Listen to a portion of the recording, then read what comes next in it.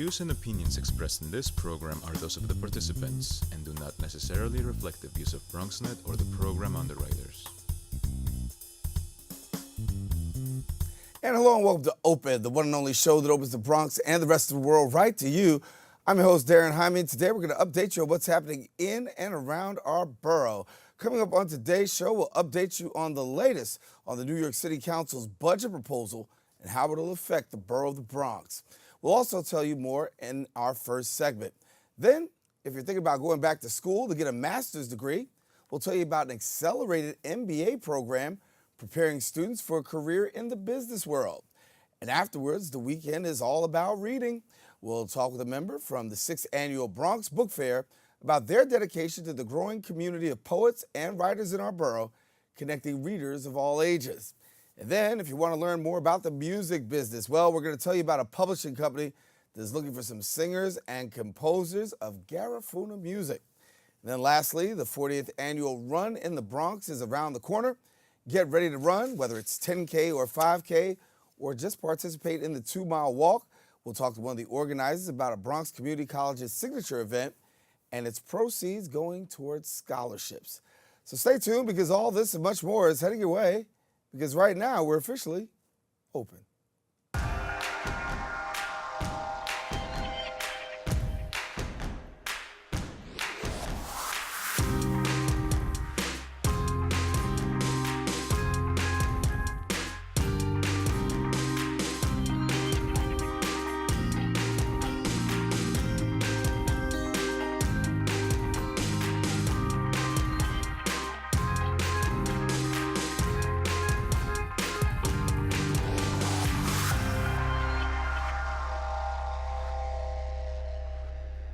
And hello, everyone. I'm Daren Jaime, and today is Wednesday, May the 2nd. Can you believe it? We're already in May. We're watching Open, a live program that brings the Bronx and New York City straight to your TV set. Now, we want you to stay encouraged and stay connected to us. How can you do that? Well, you can find out more about us on Twitter at Bronxnet TV and Facebook at Open Bronxnet Television. Well, a lot has been going on over this past week. We update you now with some local Bronx updates.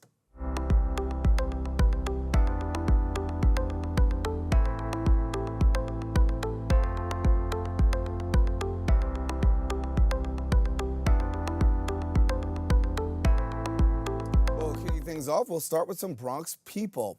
Honoring future engineers, that's what the American Society of Engineers Metropolitan Section did in bestowing upon 26-year-old Ketty Paulino from Castle Hill with the Young Government Civil Engineer of the Year Award earlier last April. Established in 1991, the award honors young civil engineers employed in government service for outstanding contributions to the profession. A native from the Dominican Republic, Paulino leads and oversees several Bronx renovation projects, including the West Tremont Avenue, Step Street, and Morris Heights. One other news, residents in Pelham Parkway are raising their voice, saying the city has failed in its attempt to fix flooding problems in their neighborhood. Clogged catch basins were labeled to blame as heavy rainfall pounded the parkway last month. The April storm saw the Pelham Parkway southern roadway near Wallace Avenue shut down for several hours after the storm passed, causing major traffic tie-ups. Buildings were also affected, as officials say water flows out of the floor drains and toilets in Jacoby, as well as the Bronx House. Pelham Parkway recently underwent major construction renovations, but community leaders say after the project repairs are necessary, saying shoddy work is the cause of continuous flooding. A spokesperson for the New York City Department of Environmental Protection says that the agency pre-inspects infrastructure and catch basins for potential flooding before storms, but say the April 16th storm was a severe storm and a natural cause.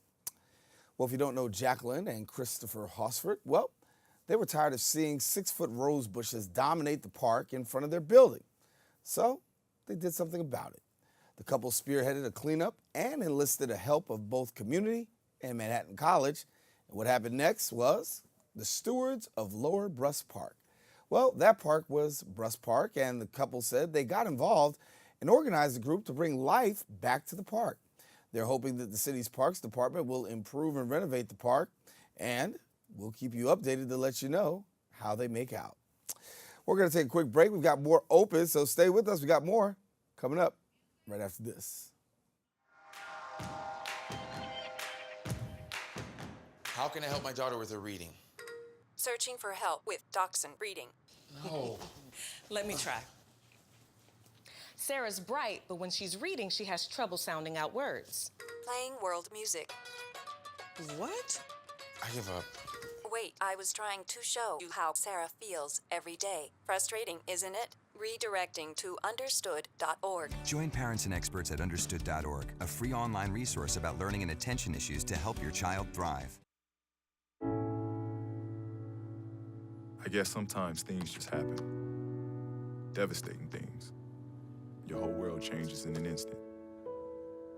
That's what happened to me the day my mother had a stroke. I'm Paul George, and I want you to spot a stroke fast. F, face drooping.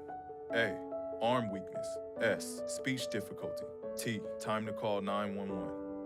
Protect the ones you love. Spot a stroke fast.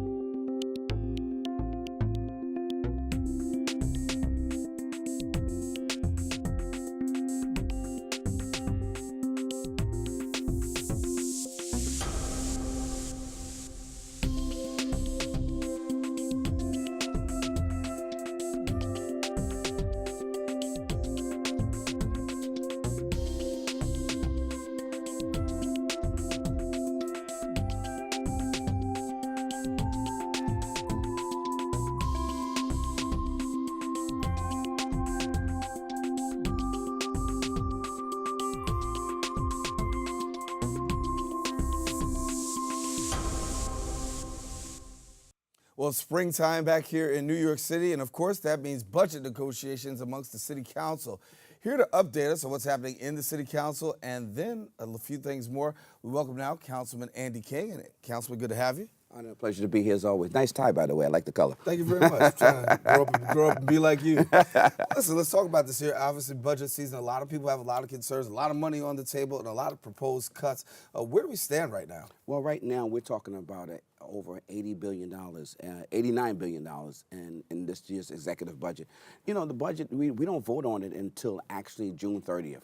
And that's when we have to officially come to a resolution of what we're going to do. So right now we're still back and forth negotiating certain funding streams, whether it's for senior services or whether it's youth services or it's whether it's for figure out how we help out NYCHA or just making sure that the Department of Sanitation has what it needs. So there's still a lot of negotiations still going on. The budget negotiating team of the City Council is still working with the administration. You know, as the Chair of Juvenile Justice, one of my concerns is making sure that Darcel Clark, who's the Bronx District Attorney, has what she needs to make sure this transition works well. So in our budget response, it's over $75 million to help her deliver what she needs to do. Governor Cuomo and the state of New York have decided that they placed this legislative mandate on us for raise the age. That means what? That we're going to have a number of young people coming out of Rikers because they're closing down Rikers. If you're under 17, the rules change on you, which is great. You know, so the state did not put in their budget the $200 million that the city is saying that we need. So the city has taken the responsibility to make sure that we fund this new legislation and this mandate that we have. So I'm grateful and thankful to the Speaker, Corey Johnson, and my colleagues in government and City Council to say, hey, we're going to manage it because we need to make sure that we save lives of our young people who are coming out of the juvenile justice system. So it'll probably be determined by the end of June, for sure, you guys will go to a vote. Yeah, we'll definitely go to a vote. And, you know, like I said, right now, we're still negotiating, you know, the little things, big things. Are people happy with the 100% with the budget? We will never be 100% happy with anything when it comes to government, but it's all about what can we sacrifice, what can we do, and how do we make sure that we protect the people of the city of New York. And I think this budget is responsible, and I thank Corey Johnson for his leadership. Let me switch fronts for a little bit, talk about the recent comments by the Department of Education, the Chancellor, recent comments with regards to diversity and some tweets that he actually put out. You had a certain perspective on it when it came to diversity and his thought process. Let's walk through that for a second. Well, you know, when you talk about the new Chancellor came in, and I applaud him for his strength, even though he apologized yesterday before the tweet. But I would say, you know, to all of our educators, to all of our parents, we're in the city of New York that we talk about diversity. We're in the city of New York where we talk about fairness. We're in the city of New York where we talk about everyone having a blessed and the same equal opportunity. So our parents who are in the Upper West Side, if there's a diversity plan to help brown and black children to be a part of the access, the resources that you have, then that education system is about helping our children. We shouldn't put color lines on education. And I think what the chancellor did was just call out, because I saw the meeting and I was a little appalled of the parents that were in there. It was like, how dare they bring black and Hispanic and Latino children in our neighborhood to educate them? Why not? If you got the resources, or the resources are being placed in your neighborhood to educate our children, at the end of the day, we need quality children to go out and lead the world 15, 10 years from now. We're going to be all retired. So who are we leaving the world to? It just can't be one ethnic group that gets everything and then everyone else falls apart. Can't do that. So if you had your ideal situation, what would you say to the chancellor? What would you want from the chancellor? I say thank you, Chancellor, you know, because the truth is the truth. And in order for you to fix things, you got to uncover to recover. And sometimes in the world that we get oversensitive about our privilege, whether you're white privilege, black privilege, brown privilege, whatever the privilege is, and we don't want people to get involved in our privilege. But at the end of the day, we're talking about children. We're talking about education. So if the resources are being funneled there, then I say to the chancellor, then we just figure out how do we spread the resources all throughout the city of New York. Not that you have a couple of pockets of city of New York who get greater education and the rest of us are trying to figure out how to survive education. Let's talk a little bit about what you got going on too. You got Youth Speaks coming up. I know you're doing some great work with our young people. Yes. This is the 12th year as the co-founder of the Bronx Youth Empowerment Program with my wife, Neva Schilling King. We've been able to have real conversation with adults and children to understand their adults who are responsible, who have said they've taken on the responsibility of helping children. So this year we'll be at Truman, May 9th, at Truman High School, having this conversation with a number of responsible adults, such as the commanding officer of the 47th precinct, which is Eric Hernandez, as well as PIX announcer Monica Morales, Brian Dennis, who owns and runs Chrysler Jeep in Riverdale and in the Bronx, as well as one of our great MLB players, Darryl Strawberry, who's committed to being coming. And so it's going to be a great conversation with our young people, you know, at the forefront. They're organizing this forum. Over 1,000 kids are participating from schools throughout the borough of the Bronx. So we're excited about what our children are going to say, present, and have a conversation. But more importantly, listening to the responses from the adults who are going to say, oh, I got to get this right because I can't go up there and just say anything. I got to get it right because these children are sharp. and obviously every year it continues to grow. Talk to us about the summer plans, because obviously summer's around the corner. What do you have coming up in the district? Well, in the district, we are going to be looking to do a couple of street renamings in the borough of the Bronx, as well as in my particular district, we're doing one. And I say thank you to J.W. Smith, who's gone on to be with Christ, all the work he's done as a resident, a community board member of Community Board 12, and part of my District 12 cabinet, as well as Pastor Simpson, who is going on. We're going to be doing a street renaming for him as well as Sister Bernadine Hines, who was part of the NCNW, national, which has done so much work for women of color, but women in general, and making sure that her legacy remains. And I end with my dad, Andy King Jr., who did so much for about 10 to 15,000 young men who passed away, and we're going to be doing a street renaming for him as well as on July 14th. So we're excited about all that we got happening in the Bronx, as well as our kicking off our Gospel Community Engagement Day, August 4th, Fun in the Sun on the Evander Field. Got a whole lot of stuff going on, Councilman Andy King. But we definitely will have to bring you back as we talk more about the budget and when we get close to budget closing. Yes. All righty. My honor and pleasure to be here. Councilman Andy King Thank here, you. our guest in the studio.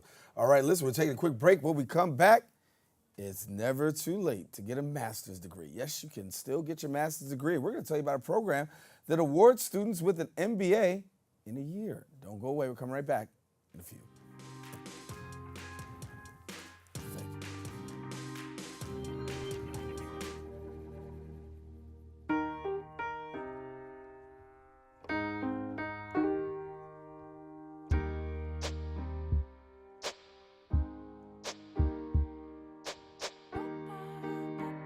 And I can't change, even if I tried, even if I wanted to.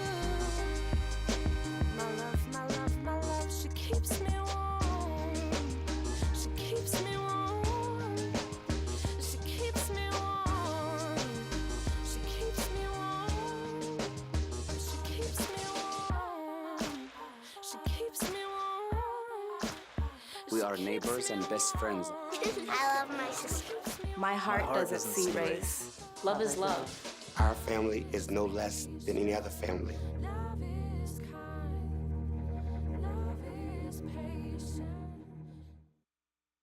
For all the papas out there, let's stop what we're doing and take a moment. A moment to be with our kids. They can be loud moments, goofy moments, sporty moments, dorky moments, kooky moments. Moments when we talk or walk or just hang out. It doesn't really matter. They all count because every time dads take a moment to be with their kids, well, it's pretty momentous. So let's all take a moment to make a moment today. Behold the angry giant. Behold the angry giant. Behold the angry giant. Behold the angry giant. It only takes a moment to make a moment. Take time to be a dad today. Well, it's a question on the hearts and minds of a lot of people. Are you thinking about going back to school? Well, if the answer is yes, today we're going to talk about an accelerated program preparing students to start towards their MBA. We welcome now to the show John Power, who's the Executive Director of Turbo MBA, and Michael Zarrilli, Senior Director of the Graduate Admissions and Recruitment Program at Mercy College. Gentlemen, thank you so much for joining us. Thanks for having us. Thanks for having us. Good. So, Michael, let's start off with you. Let's talk a little bit about this here. So, as we talk about the programs, this program is a pretty exciting one, and it gets people really on track pretty quickly. Yeah, it's really great that we can offer the community a program that's free, it's fast, and it can fast track you to get your MBA in a year. And we came to the Bronx for the first time about 2 years ago, and it was a very big success. We got a really great response from the community. Mm-hmm. We love serving the Bronx community. As you know, we have a campus here in the Bronx, and it gives folks a chance to really focus on their education while they're working, while they're taking care of their family responsibilities, and we're really honored to be serving that community. Mm-hmm.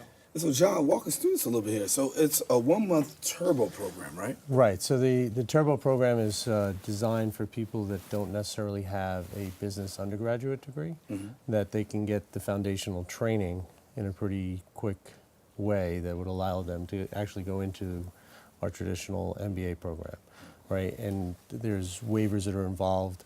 What we try to do is we try to bring a very practical type of an experience into the classroom. So we don't look at one issue specifically within a discipline in business. So if we look at a issue, let's say supply and demand, which is at its core an economic issue, we also look at marketing, which influences, we look at the financial implications, we look at the changes that would be required to apply that internationally, and we do it in a very cohesive way, along with some practical experiences that the students get within a very intense 30 days. It's 100 hours of classroom time, mm-hmm. And quite a few hours outside of classroom, at least 100, probably more, within 30 days. So it's not for the faint of heart. But if you're willing to put that in, we can prepare you to enter the program and get your MBA in 1 year.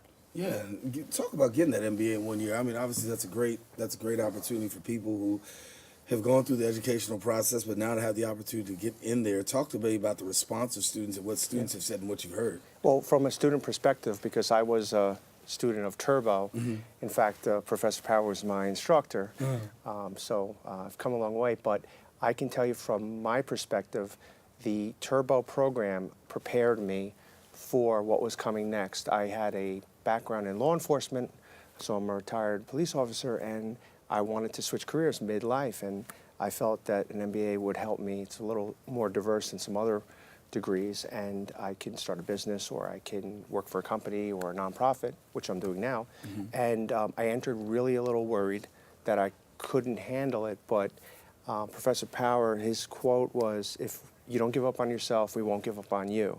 So as soon as I heard that, I was instantly relieved.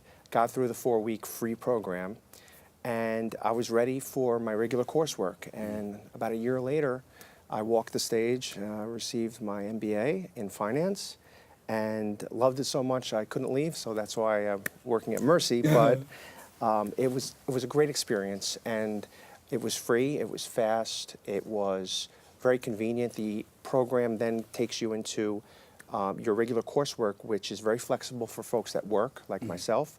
Classes are from 6:30 to 9:30, Monday through Friday. We have distance learning classes available.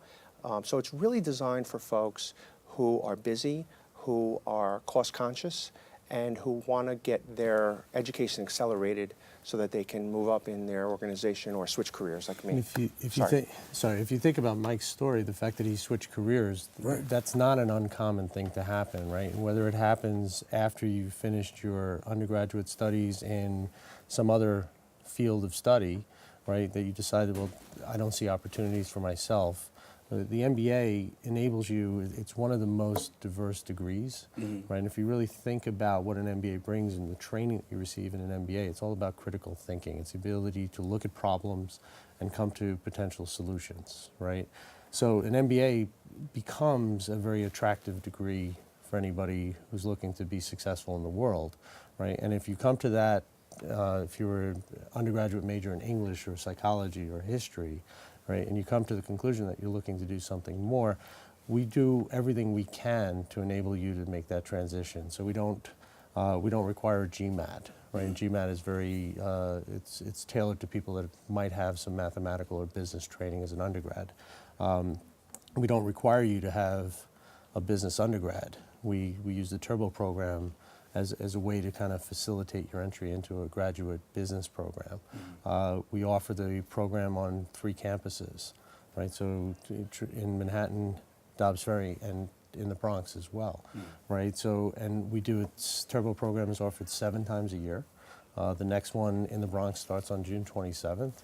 Next one anywhere starts on June 1st in Dobbs Ferry, and then again in Manhattan on August 13th. So for somebody's out there watching right now and they say, listen, this sounds very attractive, I want to do this, but I want to know what my prerequisites are. What do I need to have in order to start? Come to an open house, and May 10th is the next open house, and right here on our Bronx campus. From 5 to 7. Right. You know, and we'll walk you through the process. We do as much hand-holding as we need to help people be successful in life. And if folks want to find out more, they can go to our website at mercy.edu, or they can call the number 1-877-MERCY-GO, and of course, get in touch with me. I'm pretty accessible. Yeah. What's it feel like for you, having gone through the process, now graduated, now on the other side of it, and now helping other people through? What's it been like for you? It's really rewarding because I get students that come in.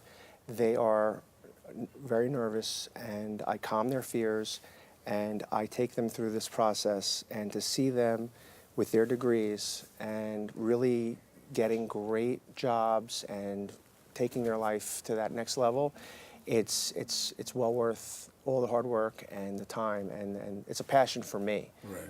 I love to serve, especially where we're at now in a community that sometimes has limited resources.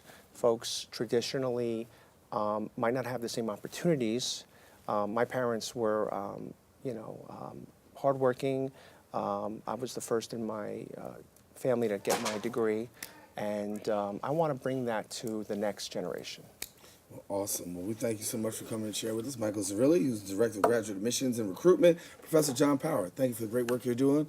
And hopefully we'll get some students from the Bronx to come on and attend, and our wider audience to be able to participate in this program. Awesome. Thank you. Thank you for your time. Thank you much. Thank you. All righty. Well, listen, we want you to stay with us. We got more show coming up. We'll be right back right after this.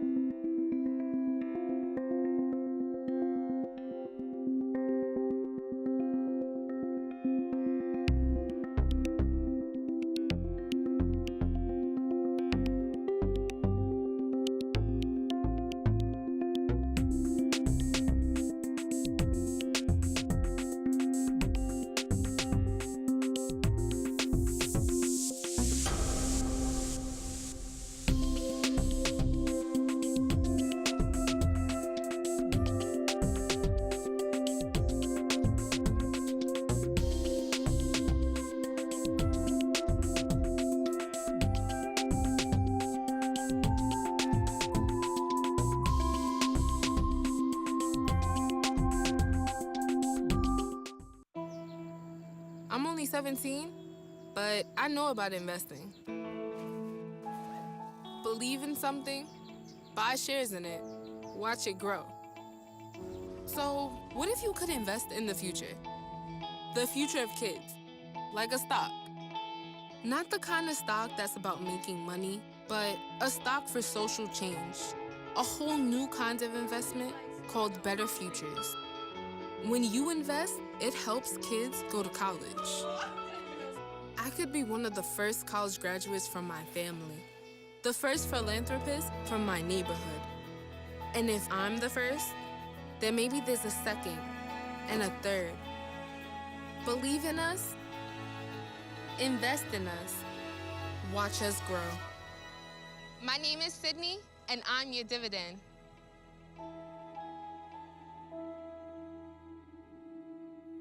And we are back. Well, through readings, workshops, panels, and presentations, the 6th Annual Bronx Book Fair goal is to engage the community with a variety of literature and programs, broadening access to Bronx literary artists, as well as increasing library usage and encouraging a love of books and reading. And here to tell us more about this here now, we welcome Dr. Melissa Coss Aquino, who is the speaker and cultural activist for the Bronx Book Fair, as well as an English professor at Bronx Community College, and just got her doctorate a little while ago. Thank you so much. Yes, thank you. Thank you for having me. Thank you very much. It's very exciting. Your brain on overload? Or? A little, yeah. It's okay, it's okay. So we're here talking about the book fair. Yes. And obviously it's the 6th Annual Book Fair. And so talk to us a little bit about it. Well, it's a fantastic event, and as a lifelong resident of the Bronx and a book lover since childhood, I'm really excited to see the Bronx Book Fair sort of take root. In this 6th year, we've expanded on many different levels, and the event itself is one that tries to bring books to readers, but also services to writers in the Bronx, which I think makes it unique.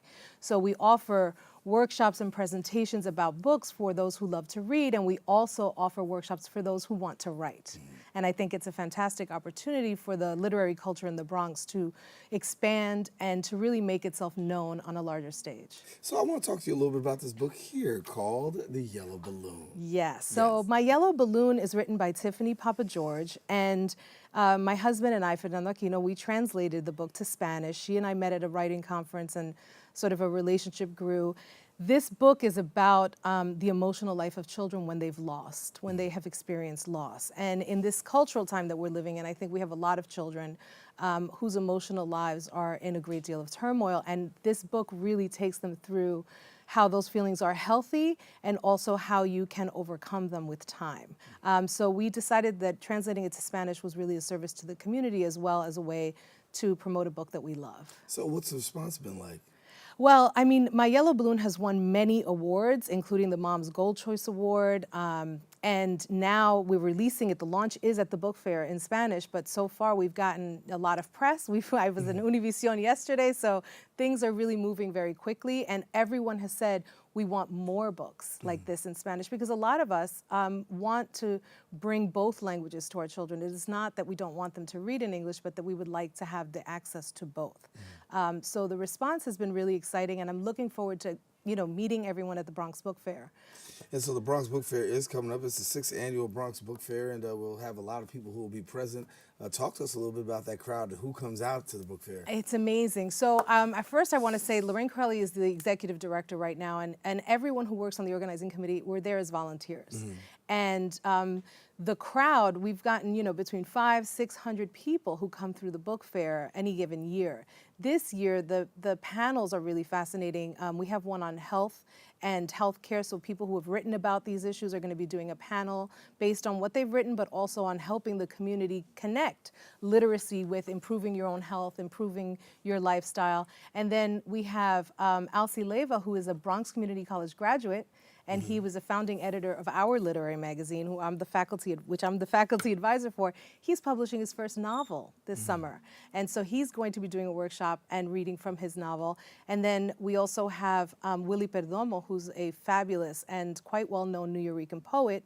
But I think one of the highlights is our keynote speaker, who's Noel Santos, who's bringing the Lit Bar, the first independent bookstore, to the Bronx.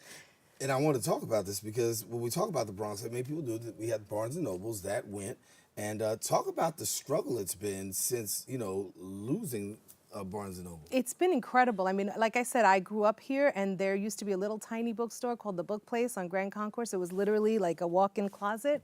And you had textbooks, romance novels, and a tiny section of books for children. After that, when Barnes & Nobles came to the Bronx, we were all excited. It was a place where people gathered, lots of events.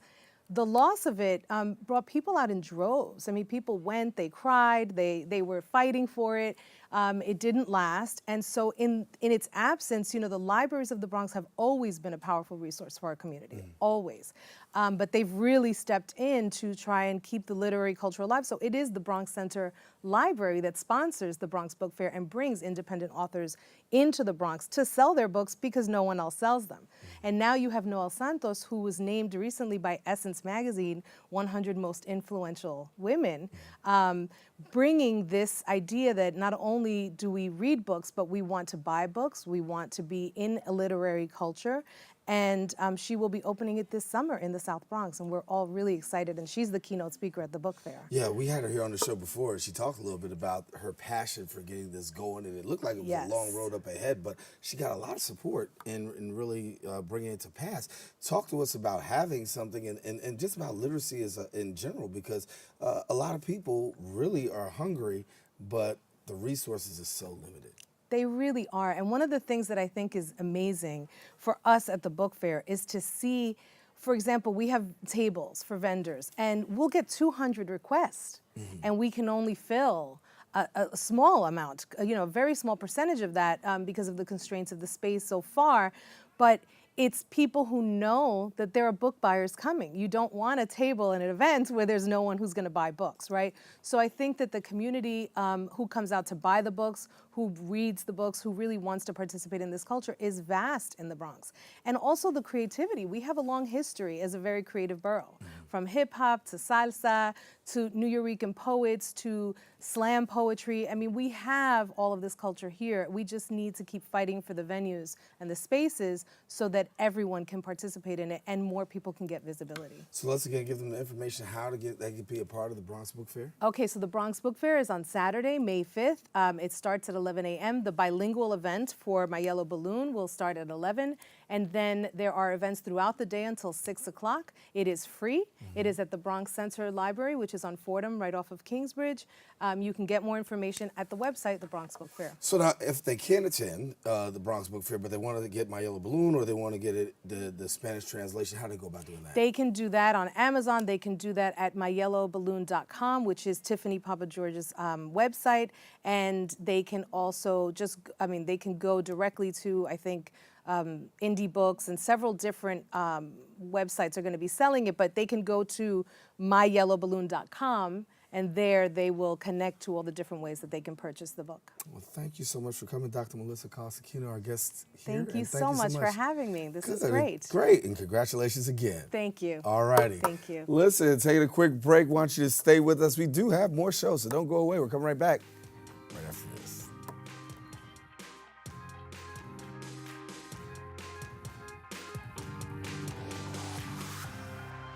Chiru has no choice. She and millions like her walk miles a day for dirty water.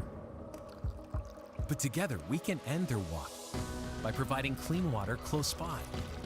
Instead of spending hours walking to get water that makes them sick, girls can be in a classroom and moms will gain back time to care for their families. Sons and daughters can grow up strong, finally free of sicknesses. It's true. When you just add water, you change a life. Learn more at worldvision.org.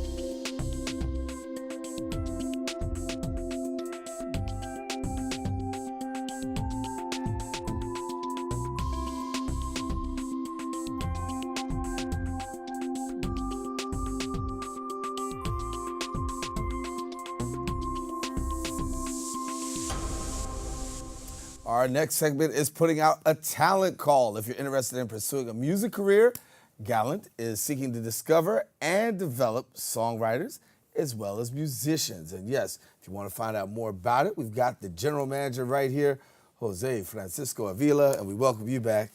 Thank you, Daren. How's everything going? Everything is going great. Like I said off air, you're looking good. Thank you. Taking care of myself, and I'm really excited with this new project. So talk about the new project. So you're seeking some talent, and you're trying to get some songwriters. Exactly. And Daren, it has to talk about the project, I also have to talk to what's happening. Right. The music industry is growing for the first time in 15 years. Right here in New York, there's a lot of activity going on. Last year was the first New York Music Month was proclaimed, and this year they're repeating that again. Mm-hmm. It's growing, but what I notice is that we from the Bronx, specifically the colored people, are not participating in it.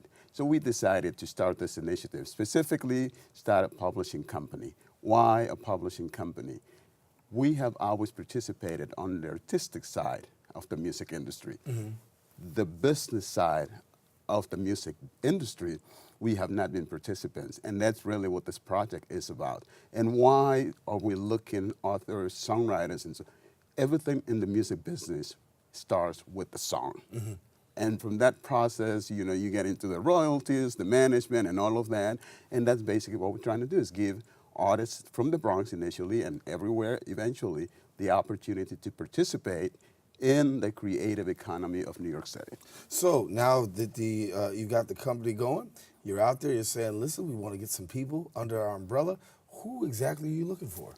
We're looking for everyone. Everyone who has talent, everyone who has a dream of making it in the music industry. Yeah, and we have actually been developing this process for the past 3 years in the Garifuna community. We actually 3 years ago started producing what we call the Garifuna Music Award. With that intent, it's actually identifying artists. We have done a great job there. We have learned a lot. And basically what we discover is that the experience that we have acquired can serve other communities, specifically here in the Bronx. So we decided to expand it, and that's why we actually rebranded the company to Galent to serve a more diversified, creative participants. And for people who want to enter into the music industry, people just say, listen, you know, I just want to do music, but there's so much more to the business component of it, and I know that you also will assist and walk people through that. And that's the process. That's exactly what we want to do. Absolutely, because you're right. The industry, music industry crashed in 2000. Remember Napster and all of that? Ever since then, the industry has been on a downhill path. Well, also the cause of that was computers, was the fact that now every person that has a computer basically has a studio, and everyone felt that, well, I can create my own music and I can put it out there. Yes, that's the easy part. The business side of the music industry is the most difficult one. It's the one that we haven't really participated on. And yes, we want to basically start training the artists on how to participate on the music business side of the industry. So for people who want to take part and they're listening, they're watching right now and saying, listen, this is something I want to do, what do they have to do? All they have to do is actually contact us. Our email is info@garifunaafrolatino.com. info@garifunaafrolatino.com. Send us an email, or my telephone number is 917-383-7014, and that will start the process. That'll get it going from there. So give me a little bit about Garifuna music and how popular it's becoming. It's already popular, but it's really seeing an increase. Absolutely. Well, and this is appropriate because we are in the month of May, which we basically have proclaimed as Garifuna Arts and Culture Appreciation Month. And why is that, Daren? Because on May 18, 2001, UNESCO proclaimed the Garifuna language, music, and dance as masterpieces of the oral and intangible heritage of humanity. That was the initial proclamation. 19 cultures from around the world was selected, and the Garifuna culture was one of those. Yes, as a matter of fact, in May 4th, Aurelio Martinez is going to be introduced into the Afropop Hall of Fame.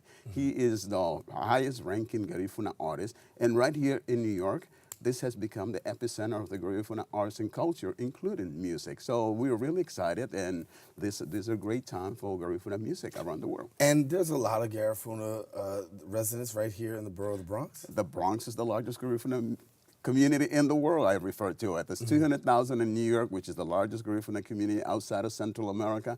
Half of that population lives right here in the Bronx. So that's why I refer to it as the largest Garifuna community in the world. And we have become very active in every aspect, social, political, and now economic. And actually, this project starts with, because we have achieved a lot socially, culturally, politically, economic development remains the last frontier. And what is the easiest way to pursue and conquer that frontier? Arts and culture, because that is ours. We have our own culture, arts and culture, and that's basically what we decided. And music, obviously, New York is the music capital of the world. The music industry generates $21 billion right here in New York City. And New York City has the largest creative economy in the world. It's right here. And we have a rich culture that, as I mentioned before, has been recognized by UNESCO. So we feel that we have an opportunity to participate. And so, once again, if you're talent out there and you feel like you want to get involved, well, guess what? All you got to do is contact Jose and the group, and they will gladly take care of you and make sure that you're well taken care of. If you want to be a songwriter, if you got some music out there and you need a place to go ahead and land, this is exactly what you got to do. That's it. Just give us a call, just contact us, and we'll be glad to help. All right, Jose, well, good to have you. Thank you. And congratulations. So a busy month coming up for you? Absolutely. Yeah. Yes, indeed. Thank you, Daren. Well, congratulations. Jose Avila with us. Listen, we'll be back in a few. Stay with us. We'll be right back in a moment.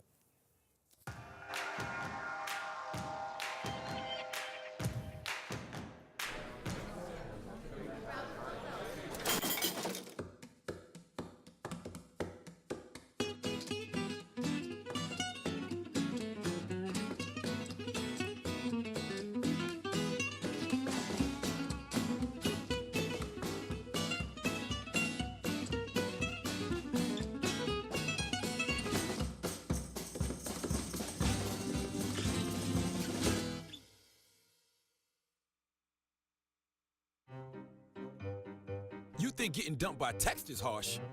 Try getting dumped by a tennis ball. My ex-owner drove me out to the woods, yelled fetch, and by the time I brought the ball back, he was gone. Yeah, I was pissed. But the folks at the shelter helped me let go of my anger. I learned coping skills, like taking it to the hole. Boom! Now I'm ready to fetch again. But how about I throw and you run and get it?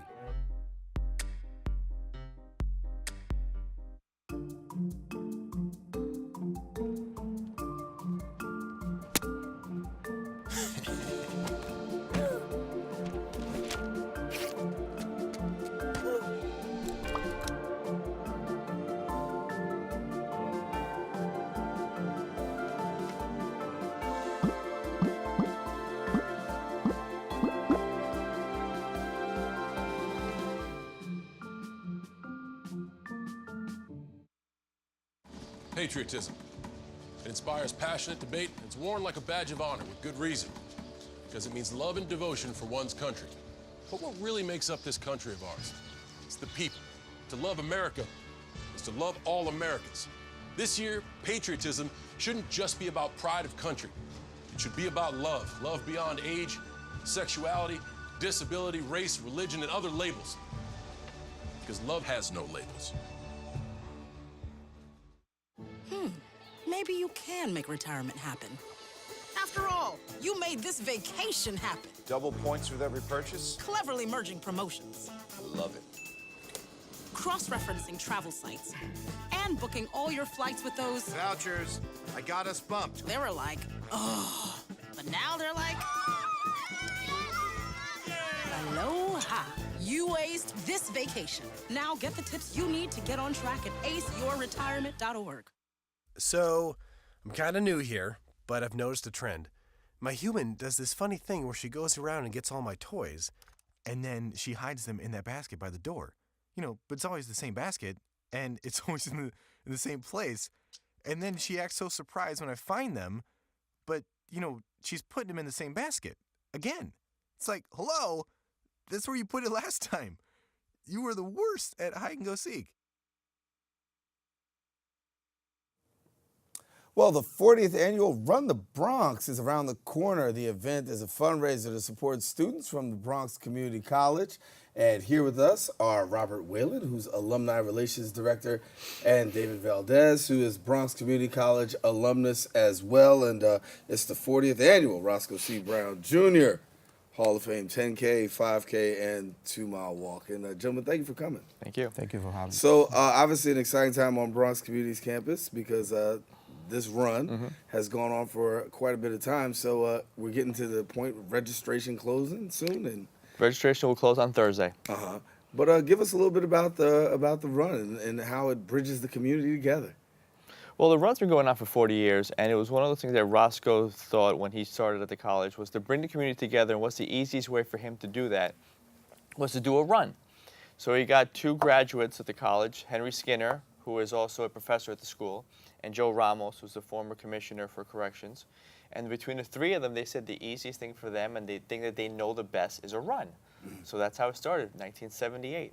And it's been going for a minute. Talk to us about it because both of you, not only are you helping to coordinate, but you're also now veterans of the run.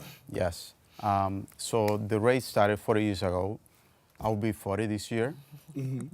Professor Skinner, who is one of the people that started the run, he was my professor for running and weight training when I was a student at BCC about 15 years ago. So he offered us to give us extra credit if we participated. So that's how it started. Since then, I have You run. still need extra credit, do you? No, but I'm really happy that I joined because I became passionate about running and fitness, and I have run New York City marathon 4 times. In Chicago, so I think that the run is definitely something needed in the Bronx. Yeah. So you've been doing 12 years, right? Yeah. Wow. Yeah.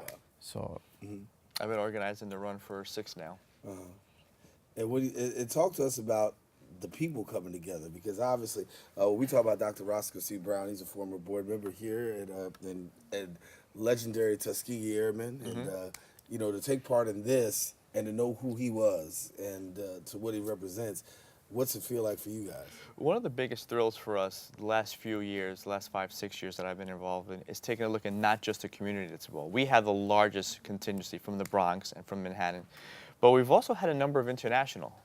We've had Paris, we've had France, we've had Belgium, we've had Denmark, we've had England. So we've had a lot of international people come to the run and make it a runcation, as they've called it. So that's been very good for me to see the international as well as the largest number from the Bronx.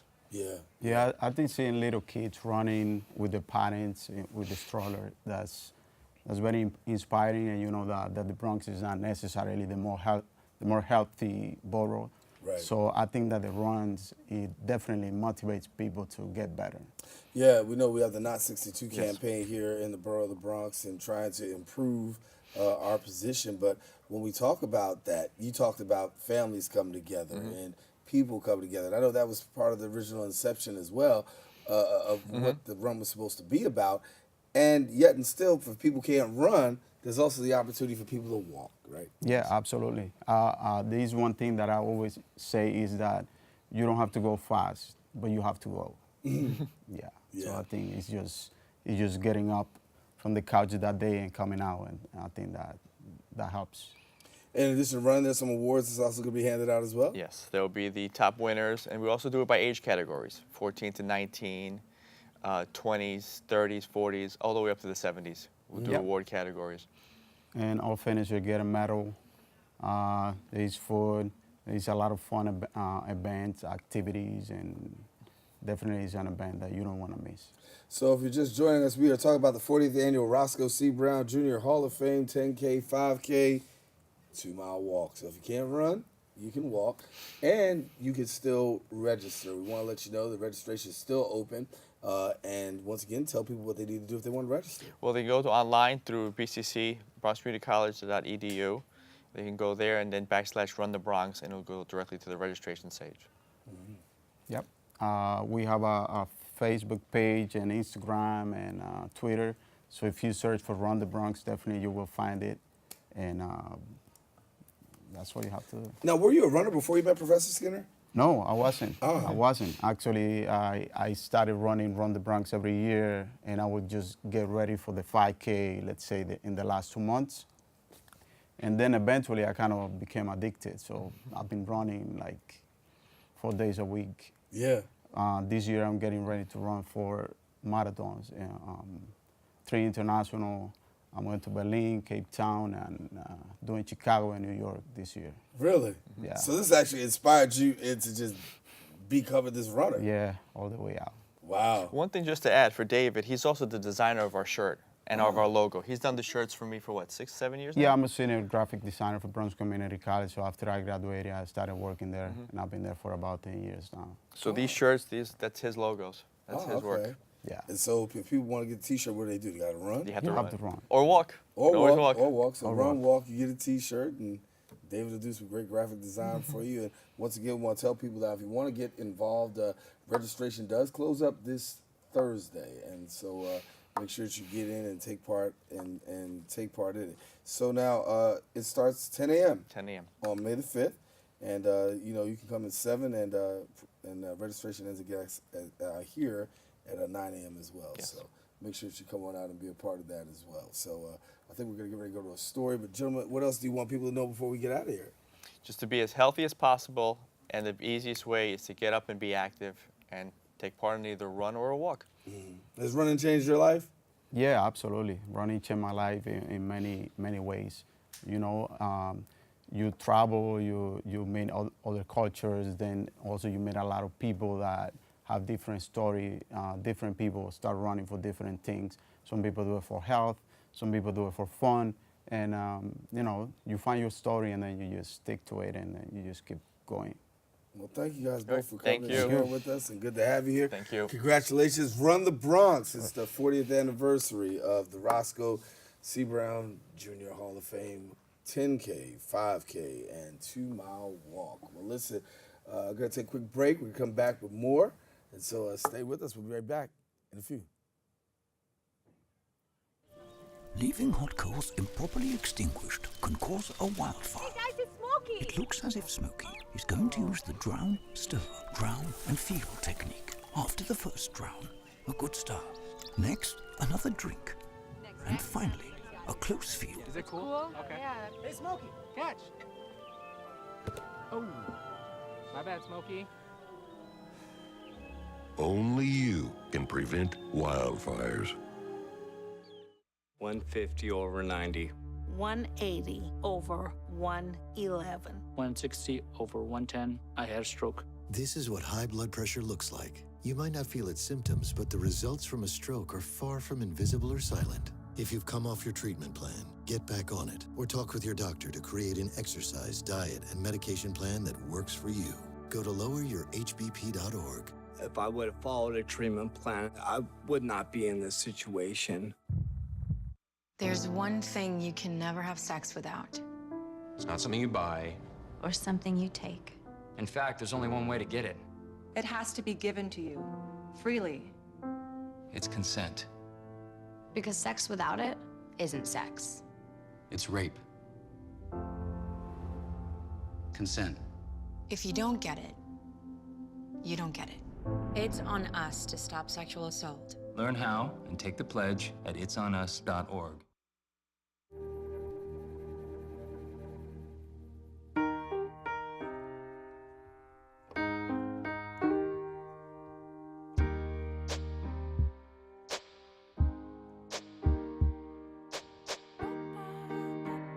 And I can't change, even if I try, even if I wanted to.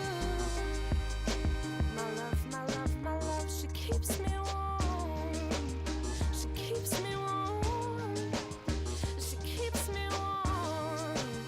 She keeps me warm.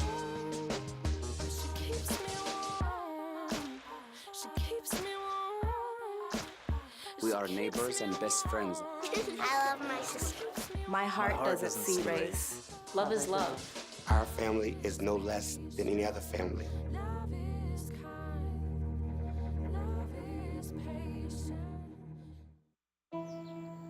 I'm only 17, but I know about investing. Believe in something, buy shares in it, watch it grow. So, what if you could invest in the future? The future of kids, like a stock. Not the kind of stock that's about making money, but a stock for social change. A whole new kind of investment called Better Futures. When you invest, it helps kids go to college. I could be one of the first college graduates from my family, the first philanthropist from my neighborhood. And if I'm the first, then maybe there's a second and a third. Believe in us, invest in us, watch us grow. My name is Sydney, and I'm your dividend.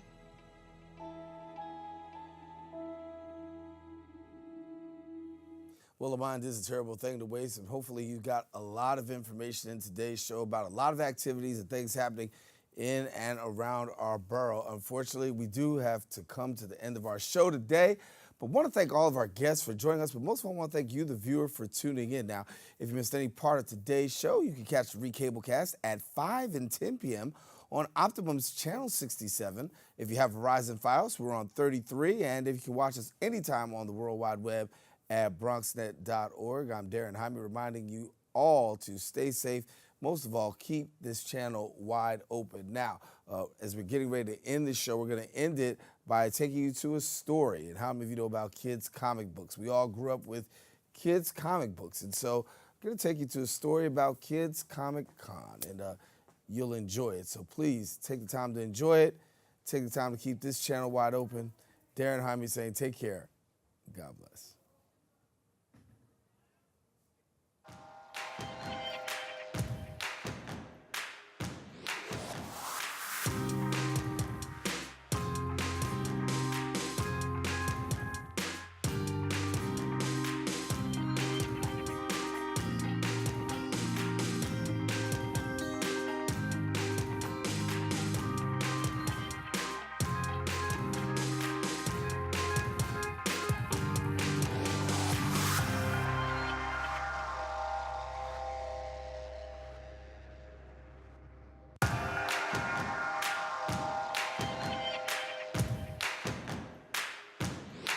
It's the 12th annual Kids Comic-Con, the place where kids can meet their favorite. It's the 12th annual Kids Comic-Con, the place where kids can meet their favorite superhero and learn how to create their own heroes. Comic book authors from all over NYC came to Bronx Community College to teach workshops in animation and comics. Co-founder Alexander Simmons learned how to read from comic books. He was inspired to create Kids Comic-Con as he noticed there was not a child-friendly area at Comic-Con. The comic book industry was moving towards quote-unquote adult material. What I would really love to do is a comic convention for family and kids so they can see the material that is there for them and rediscover that love of reading. Ray Felix created Bronx Heroes to eliminate the negative stigma about the Bronx. Growing up here,